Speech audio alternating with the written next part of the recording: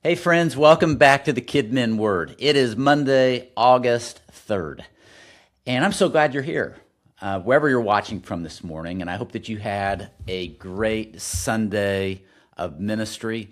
Maybe you were on vacation, maybe you were deep in the trenches of ministry. I hope it was a great day.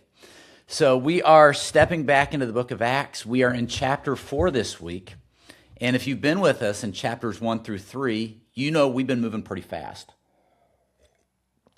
So Peter preached at Pentecost. 3,000 people believed in a single day. The church started sharing everything they owned. And just before this chapter opens, Peter healed a lame beggar at the temple gate in the name of Jesus. And that miracle drew a crowd. People were amazed. And Peter used that moment to preach again. And he didn't take the attention on himself. He pointed everything back to Jesus, the one that they had crucified, but God had raised from the dead. And that's exactly where the trouble starts. Acts 4:1 says that as they were speaking to the people, the priests and the captain of the temple and the Sadducees came upon them, greatly annoyed because they were teaching people and proclaiming in Jesus the resurrection from the dead.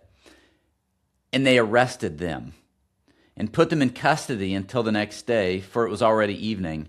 But many of those who heard the word believed, and the number of men who came were about 5,000. That's amazing.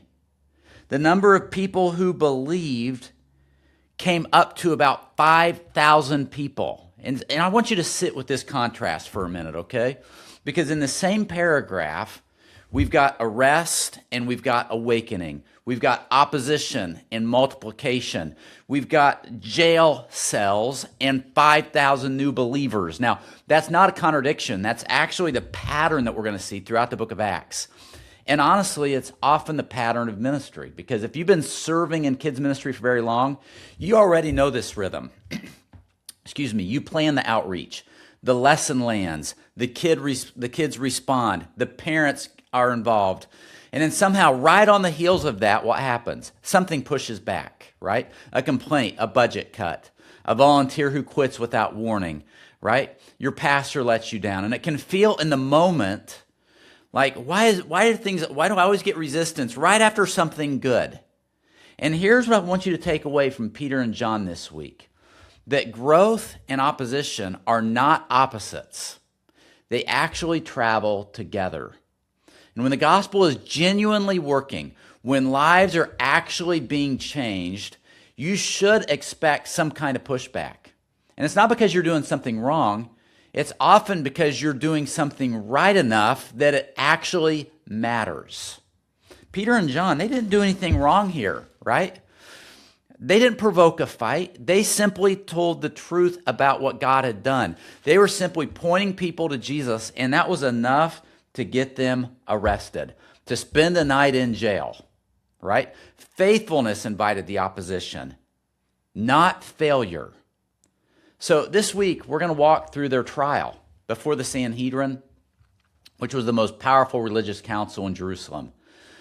We'll see what it looked like for two ordinary fishermen to stand in front of the most educated, most powerful men in their world, and they didn't back down.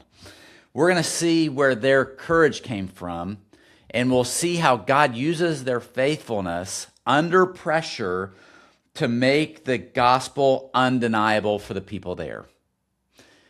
And if you're in a season right now where ministry feels like it's costing you something, where saying yes to God has brought some resistance that you didn't expect, I want you to know that you're in good company. Peter and John felt the same pressure in a jail cell on the very night their ministry was bearing the most fruit. So don't let the opposition convince you that you've done something wrong. Sometimes it means that you've done something right. Friends, I'm grateful for you. I'm grateful for the work that you're doing with the kids in your church this week and in your community, even when it's hard. So we'll pick up the trial itself tomorrow in verse number 5. And until then, this is the KidMin Word, and I hope to see you back here tomorrow.